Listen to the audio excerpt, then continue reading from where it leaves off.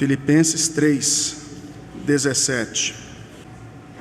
Leremos os versos 17, 18, 19, 20 e 21 e também o versículo 1 do capítulo 4. Diz assim a palavra do Senhor: Irmãos, sede imitadores meus e observai os que andam segundo o modelo que tendes em nós. Pois muitos andam entre vós, dos quais repetidas vezes eu vos dizia, e agora vos digo até chorando, que são inimigos da cruz de Cristo. O destino deles é a perdição, Deus deles é o ventre, e a glória deles está na sua infâmia, visto que só se preocupam com as coisas terrenas. Pois a nossa pátria está nos céus, de onde também aguardamos o Salvador, o Senhor Jesus Cristo, o qual transformará o nosso corpo de humilhação para ser igual ao corpo da sua glória, segundo a eficácia do poder que Ele tem de até subordinar a si todas as coisas. Portanto, meus irmãos, amados e muito saudosos, minha alegria e coroa, sim, amados, permanecei deste modo, firmes no Senhor. Permanecei deste modo, firmes no Senhor. Vamos orar mais uma vez.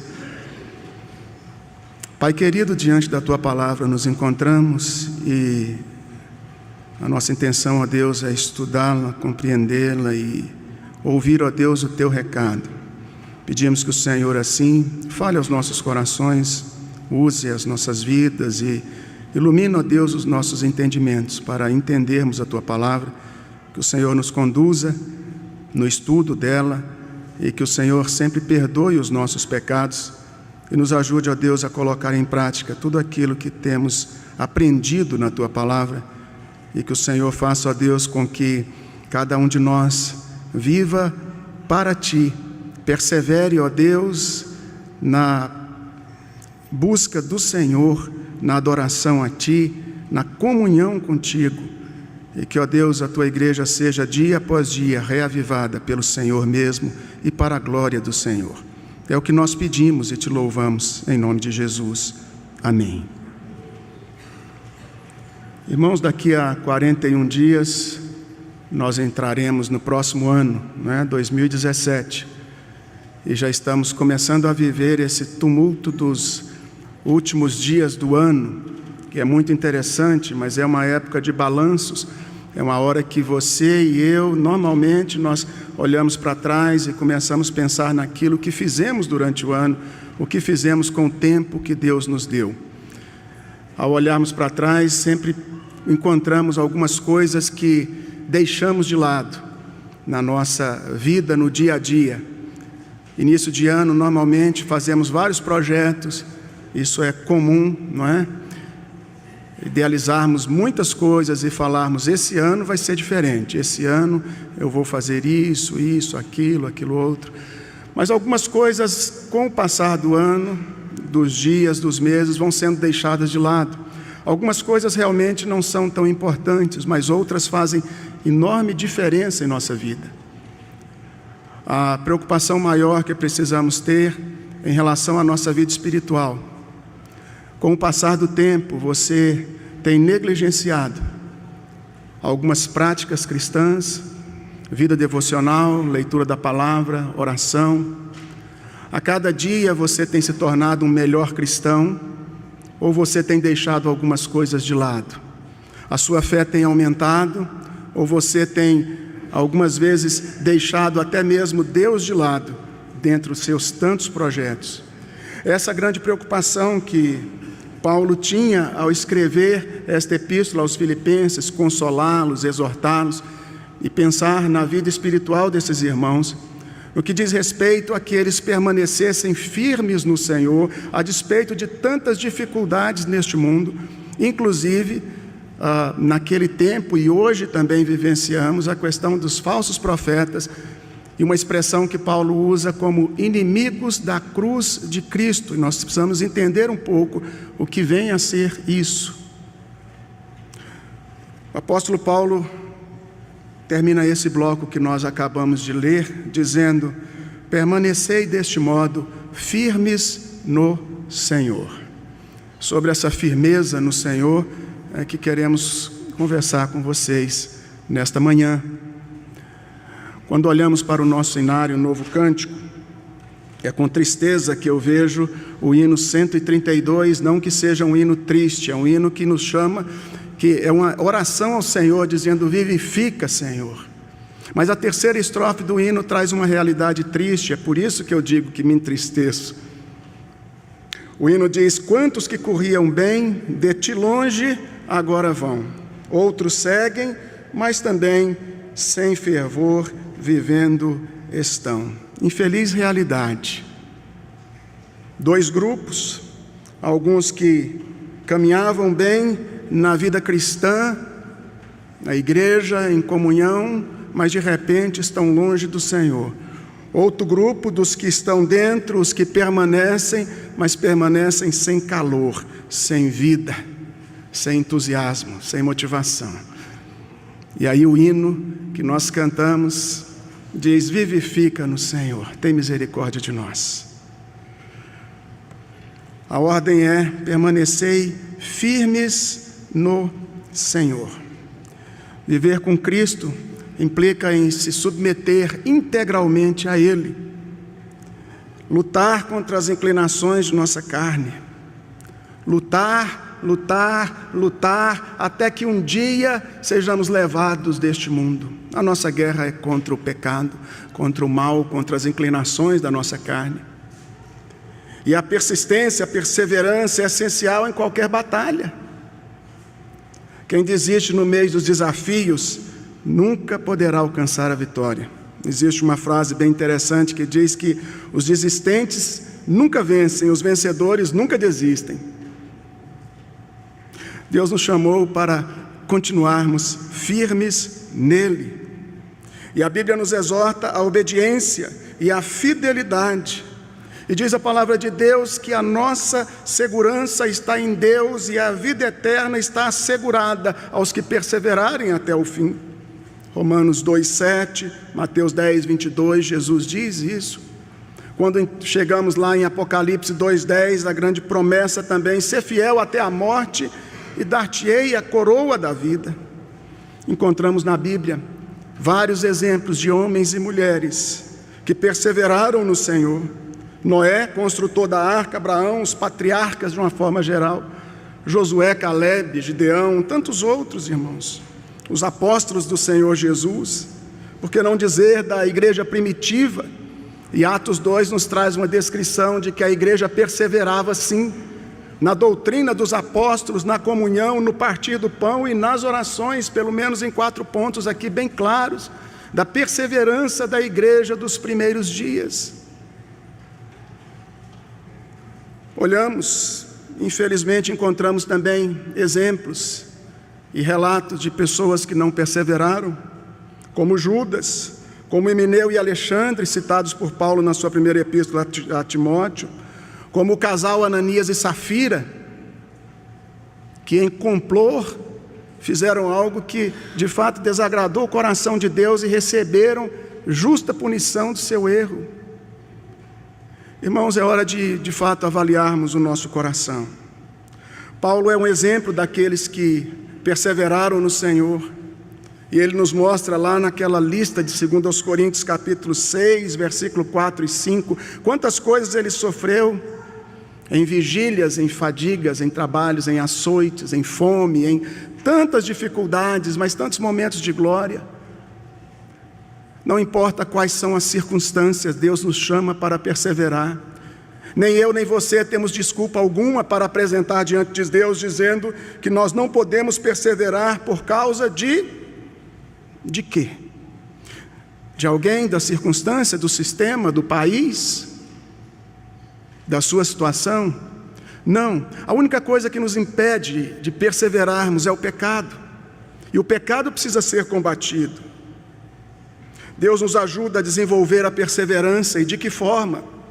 Olhamos para Romanos 5, versículo 3 e 4, e a palavra diz que as tribulações produzem perseverança. Você pode estar passando alguns momentos difíceis, ou já passou em alguns momentos, e você percebe que após enfrentar alguns momentos de tribulação, a sua fé muitas vezes é reabastecida, e a sua perseverança se torna agora um pouco maior. A tribulação produz perseverança, mas também a perseverança, ela traz o fruto da experiência.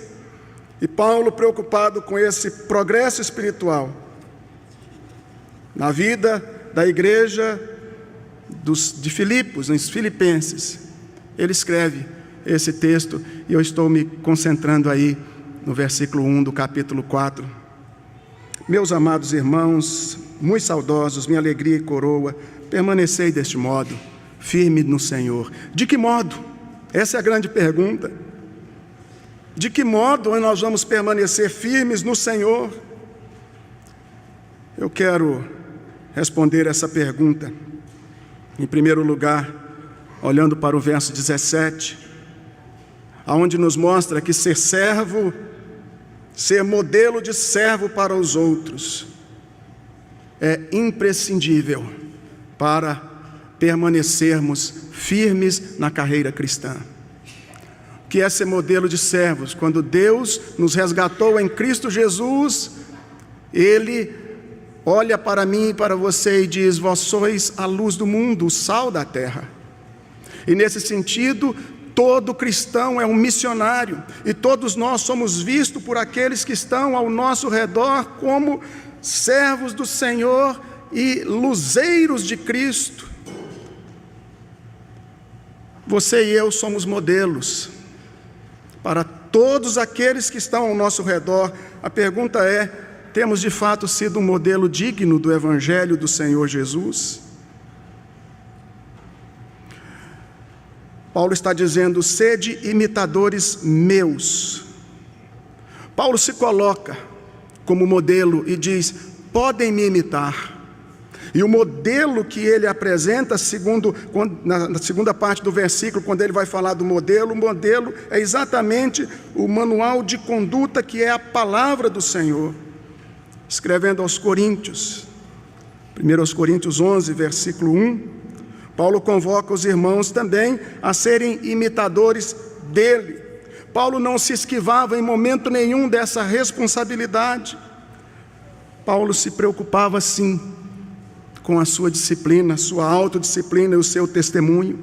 Não é que Paulo fosse perfeito e não tivesse pecado, mas Paulo se preocupava para que não fosse pedra de tropeço a ninguém e ao mesmo tempo fosse instrumento de Deus para levar o Evangelho a outros. 1 Coríntios 9, 27, ele diz que esmurra o seu próprio corpo e o reduz à escravidão, para que pregando a outros ele não venha a ser desqualificado ou reprovado por Deus.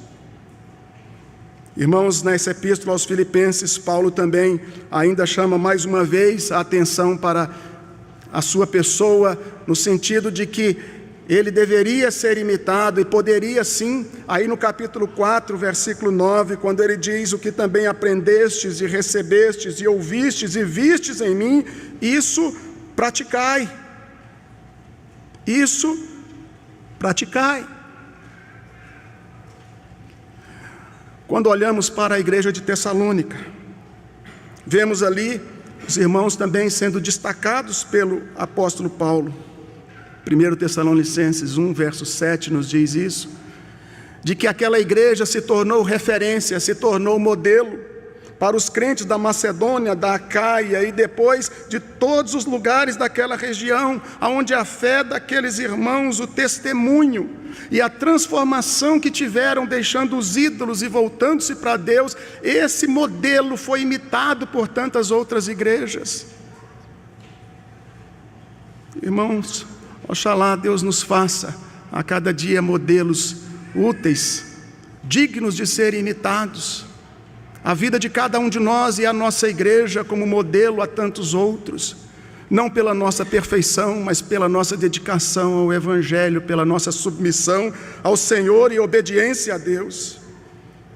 O motivo de se tornarem modelo foi que o Evangelho saiu da palavra ouvida e se tornou prática. Foi isso que aconteceu ali na igreja de Tessalônica, 1 Tessalonicenses 1, 5. O Evangelho nos transforma e nos faz modelo, não porque deixamos de ser pecadores, mas porque Deus brilha em nós e através de nós. Deus nos coloca também como modelos, não somente ao mundo, mas uns aos outros. Modelos que devem ser imitados. Em segundo lugar, permanecemos fiéis quando observamos os servos fiéis para imitá-los. É a segunda parte do verso 17. Paulo primeiro diz: sede imitadores meus, e ele se coloca como modelo, mas ele diz: e observai os que andam segundo o modelo que tendes em nós. Observai. Olhe para o reino de Deus, olhe para o povo de Deus e busque sim pessoas dignas de serem imitadas. Observai, identifique, preste atenção, observe atentamente. Certamente Deus colocará diante de você e Deus te mostrará muitos irmãos e amigos que devem ser imitados. O procedimento correto precisa ser imitado. Uma vida de devoção a Deus em sinceridade deve ser imitado. Um coração amolecido, quebrantado, pronto a confessar os seus pecados, deve ser imitado. O que Deus espera de nós é que coloquemos em prática aquilo que aprendemos. Mateus 7, 24, diz que aquele que ouve as palavras e põe em prática será comparado a um homem prudente que edificou a sua casa sobre a rocha. E esse texto está num contexto anterior, que Jesus, terminando ali o Sermão do Monte, conversando, ele fala sobre falsos profetas, e ele fala sobre dificuldades na própria igreja, de lobos disfarçados em ovelhas, mas que interiormente são lobos devoradores. A palavra de Deus ainda nesse texto diz: pelos frutos os conhecereis. Nós precisamos identificar quem é quem, não para julgar, mas para imitar aqueles que têm bom procedimento. Irmãos, muitas vezes você e eu já temos sido confundidos com outros crentes que dão mau testemunho. E aí você precisa dizer: observa primeiro a minha vida. Não diga que todo crente é assim, não diga que toda igreja é assim, não podemos ser rotulados dessa forma. Paulo chama a nossa atenção e a atenção dos filipenses dizendo: observai aqueles que andam retamente, aqueles que andam segundo o modelo da palavra, porque esses sim devem ser imitados. Observai para aqueles que andam conforme o exemplo que tendes em nós. Em terceiro lugar, é necessário reconhecer, irmãos, versículo 18 e 19, reconhecer até mesmo com tristeza os inimigos da cruz de Cristo, para que sejam combatidos e não imitados. Precisamos ter cuidado de não começar a imitar procedimentos que não devem ser imitados. Paulo está dizendo que muitos andam entre nós, está dizendo que a igreja convivia com pessoas que na verdade eram verdadeiros inimigos da cruz de Cristo. E quem são esses inimigos? Antes de dizer quem são, preciso novamente lembrar que Paulo diz que é com tristeza que ele apresenta essa verdade. É com tristeza que nós olhamos para essa triste realidade de que existem inimigos da cruz de Cristo. Inimigos da cruz de Cristo, há opiniões divergentes. Se Paulo aqui está dando sequência nos falsos mestres que ele critica a partir do verso 2, e ele fala aí no versículo 2 sobre os maus obreiros, e esse sim pode, o versículo 17, ou melhor 18, 19, pode ser uma sequência desse bloco, mas existe opinião também de que ele se refere a uma outra categoria de inimigos da cruz de Cristo que não estão na igreja, mas estão extra-igreja, estão fora da igreja, e que perseguiam os cristãos. Os inimigos da cruz de Cristo podem ser vistos de duas formas: aqueles que pregavam a lei, subtraindo boa parte do evangelho, deixando claro que os ensinos da morte de Cristo ineficaz. Os ensinos de Cristo da sua morte, da sua ressurreição, em semelhança daquilo que aconteceu ali nas igrejas da galáxia, são inimigos declarados do Evangelho. Os que estavam fora da igreja e que declaradamente combatiam o Evangelho. Mas inimigos da cruz de Cristo também, a outra forma é ver sobre o prisma de pessoas que não estavam dispostas a viver o Evangelho. Não estavam dispostos a viver com integridade, e aí se misturam ao pecado, vivendo uma vida de libertinagem, acreditando que a graça lhe daria essa chance. E ao permanecerem no pecado, então eles estão negando a cruz de Cristo. Não querem sair do seu conforto, não querem sair do comodismo, não querem sair do pecado para abraçar a cruz, e fogem da cruz de Cristo, porque a cruz de Cristo tem padrão. Inimigos porque não querem se identificar com a cruz de Cristo, não querem se colocar como o apóstolo coloca em outro momento: estou crucificado com Cristo. Se o primeiro grupo são inimigos da cruz de Cristo porque não querem a cruz, o outro grupo não quer se identificar com a cruz. Paulo continua dizendo que o Deus deles é o ventre, o estômago, as entranhas, apetites abertos para o pecado. É claro que o ventre aqui é uma linguagem simbólica, mostrando o egoísmo, mostrando em pessoas centradas em si mesmas. Um outro exemplo é usada também como umbigo, pessoas que olham para o seu umbigo, pessoas que fazem de si mesmo, do seu conforto, da sua performance, a maior adoração, e de fato todos os seus esforços se concentram aí, em terem uma boa performance diante dos homens. Podemos dizer que são pessoas que se auto-idolatram, são pessoas que se vangloriam, que se orgulham de si mesmo, que têm dificuldade em se arrepender de seus pecados, que se focam somente nesse mundo, e a Bíblia está dizendo isso nesses versos, que só se preocupam com as coisas terrenas, e a conclusão é que o fim deles é a perdição.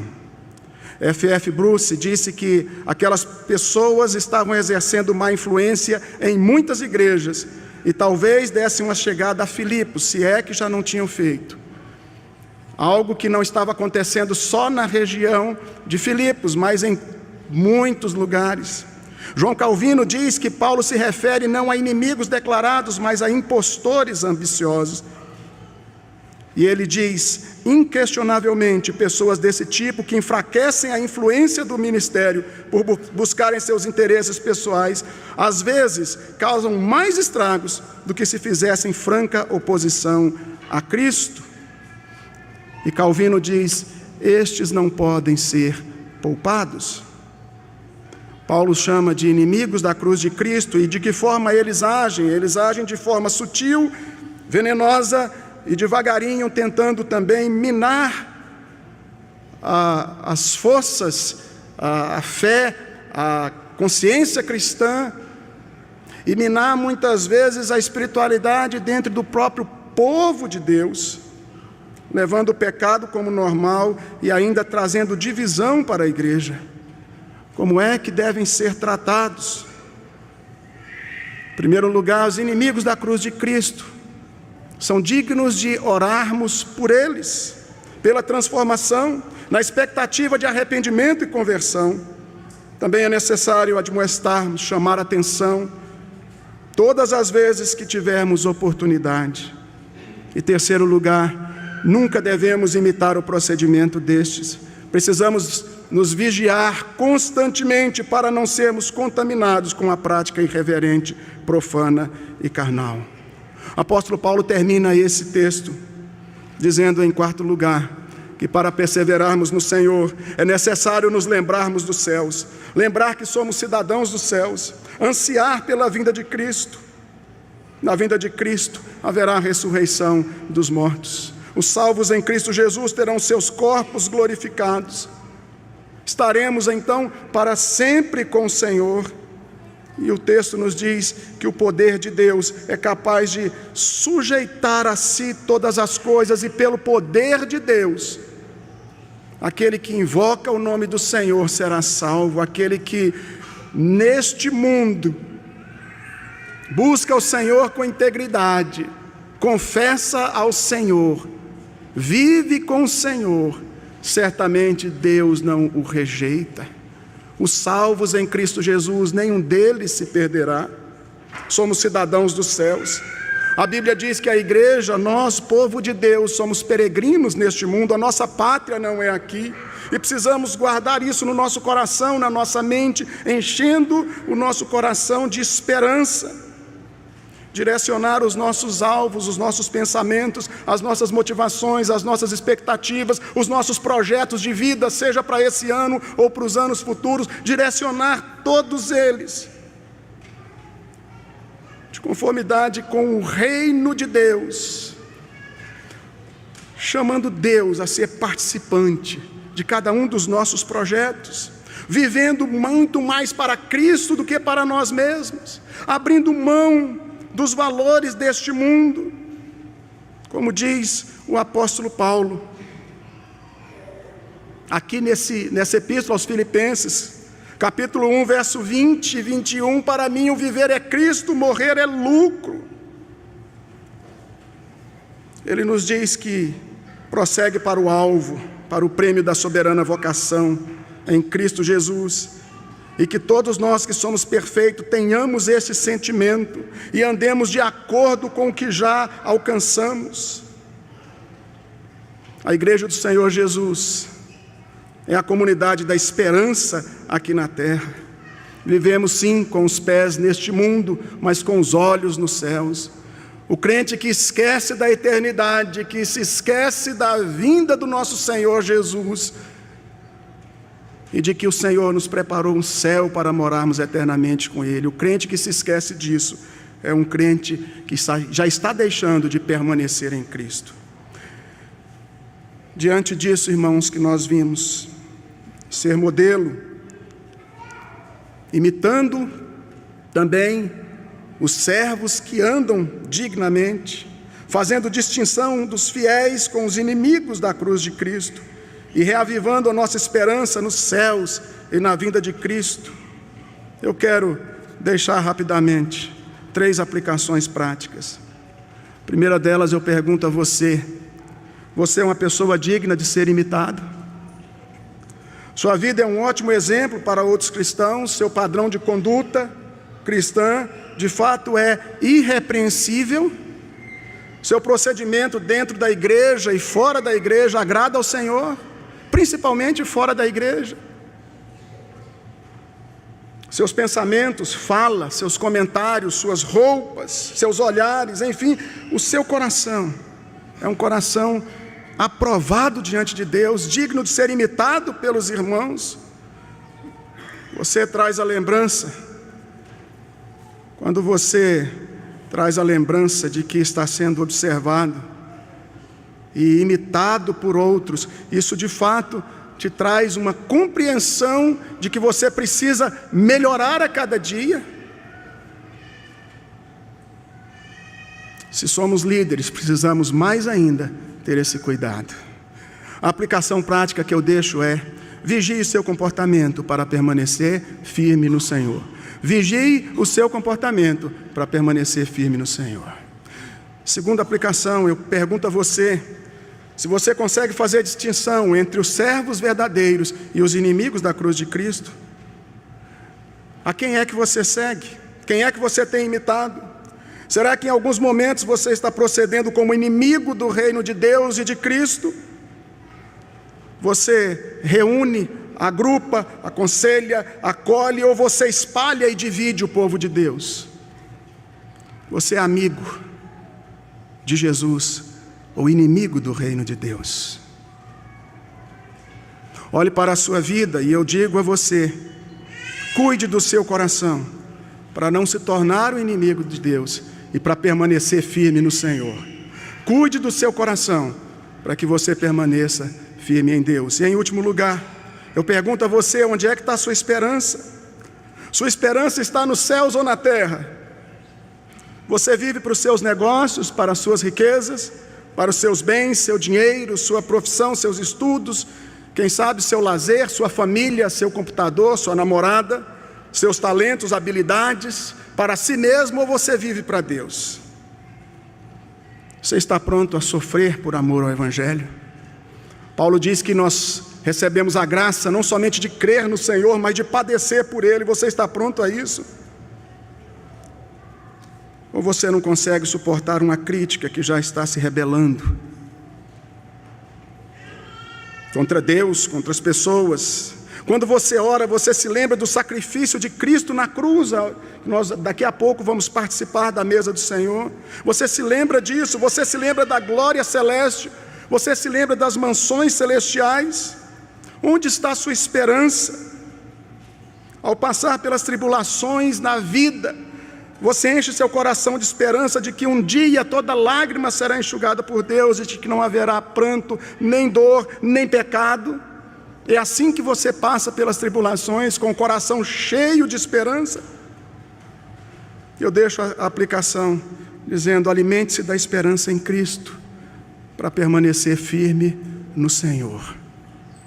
Cuide do comportamento, cuide do coração e cultive a esperança na sua alma. Certamente Deus nos fará assim, firmes nele, até que Ele volte, ou que cada um de nós seja levado deste mundo. Que Deus nos abençoe. Amém.